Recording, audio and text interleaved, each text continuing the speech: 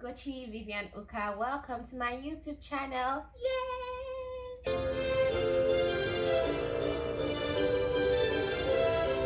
I hope you're doing well. If this is your first time here, thank you so much for coming, and I hope that you enjoy my content, and please click subscribe and like this video. Also, if you're returning, thank you so much for coming again, and if you haven't subscribed yet, why? Please just click on the subscribe button and also like this video, thumbs up on this video. Okay, thank you. So today I want to talk about how to handle negative peer pressure. And you might be wondering, why do I have to add negative?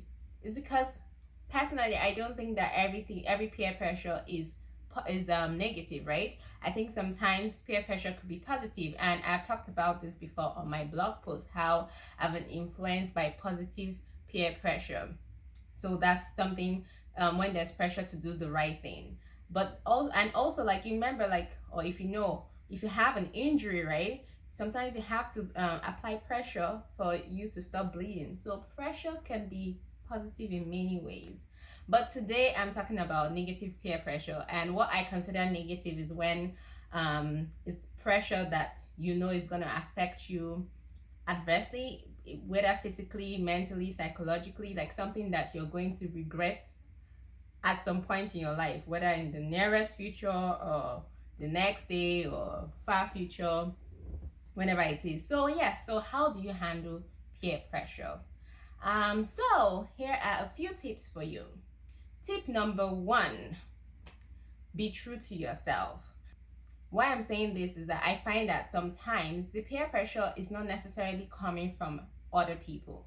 Sometimes people are just doing their things, and then you, just because you want to feel among, it happens to most of us, just because we want to feel among or feel like we're not whack, or we're not people that don't fit in well, and so we then pressure ourselves to do things with other people, and that's not necessary at all. So if you know you don't like something, if you don't want to do something, then don't do it.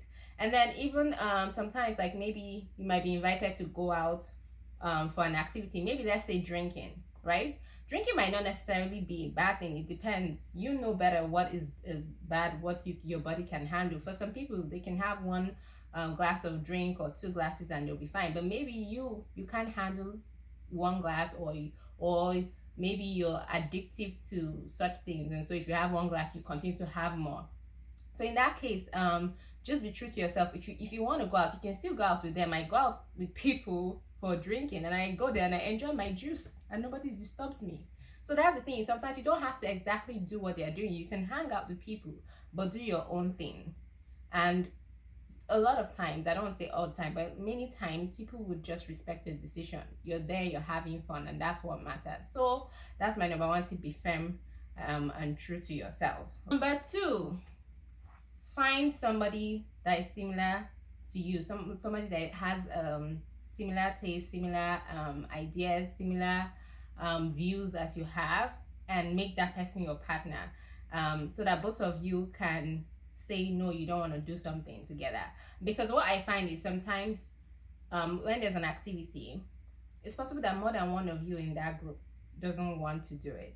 Like, it's not just you, but everybody's like, oh yeah, let's just do it, because they don't want to seem like the one that is not cool.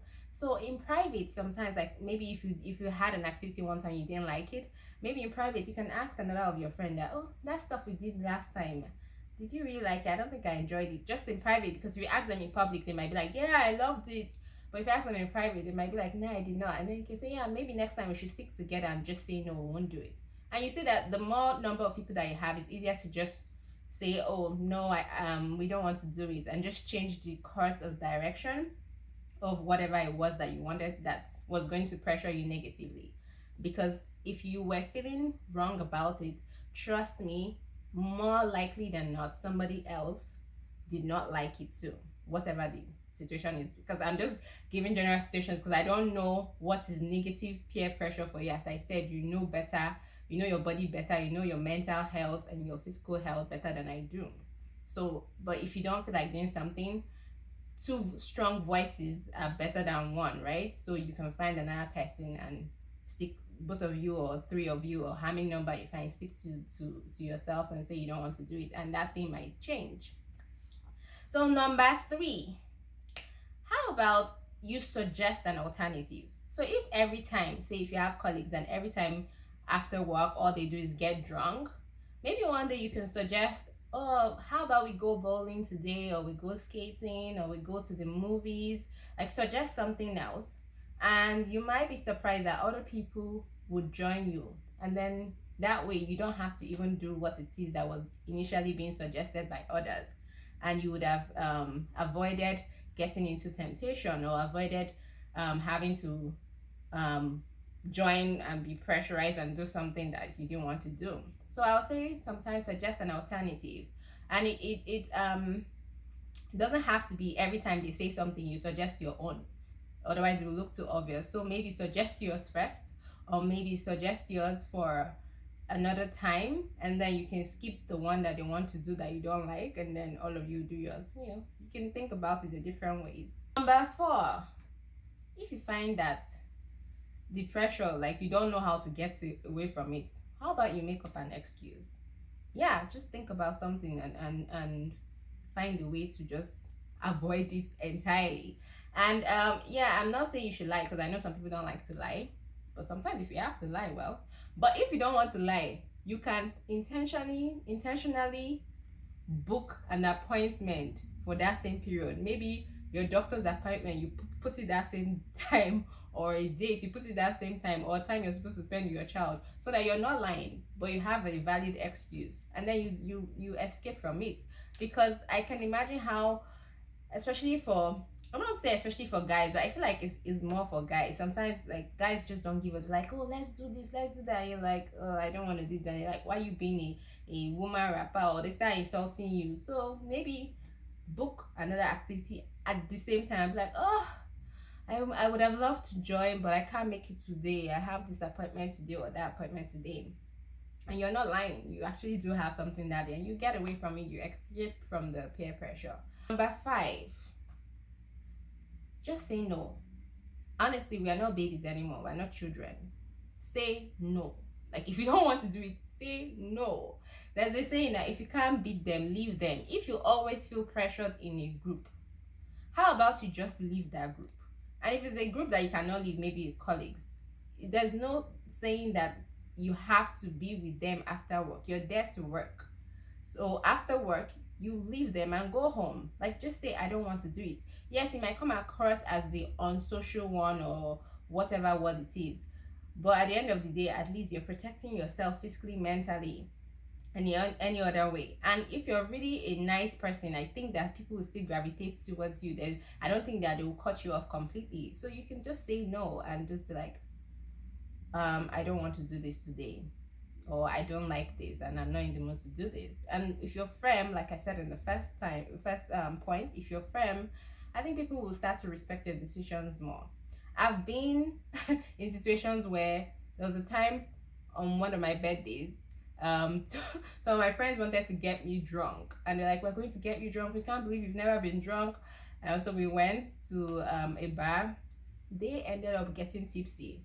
I didn't drink any alcohol. Like, basically, you can go there, you can say no, you drink your juice, that's it. You still have fun with them, and nothing is going to happen to you.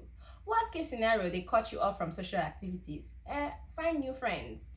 Yeah, find new friends, find new hobbies. You don't always have to hang out with the same people every single time. I've talked about this in my friendship video, so you can check that out as well. So yes, guys, those are my tips for avoiding or overcoming or getting over peer pressure. Remember that you are the most important thing or person to yourself.